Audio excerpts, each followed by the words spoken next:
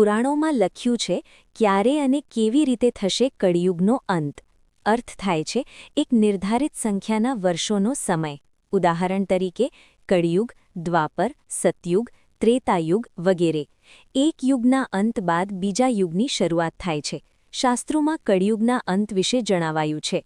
બ્રહ્મવૈવર્ત પુરાણમાં કળિયુગના અંતનો ઉલ્લેખ મળે છે, જે મુજબ નીચે આપેલા સમય અને પ્રક્રિયા દ્વારા કળિયુગનો અંત થશે.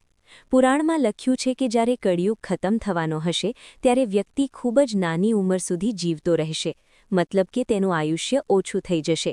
કળિયુગમાં લોકોના શરીર પર જલ્દી બીમારી અને દોષ દેખાવા લાગશે. તણાવના કારણે ખૂબ જ નાની ઉંમરમાં વાળ સફેદ થવા લાગશે. ખરાબ વાતાવરણ અને તણાવગ્રસ્ત દિનચર્યાના કારણે 20 વર્ષની ઉંમરથી જ વ્યક્તિ વૃદ્ધ દેખાવા લાગશે. યુવાન અવસ્થા ઝડપી સમાપ્ત થઈ જશે.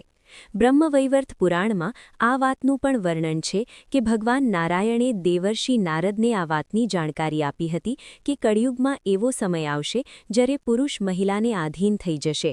દેશ દુનિયામાં માત્ર પાપનું જ સામ્રાજ્ય હશે. લોકો આળસુ બની જશે. લોકોનું મન તામસિક દિનચર્યા પ્રત્યે વધારે આકર્ષિત થશે.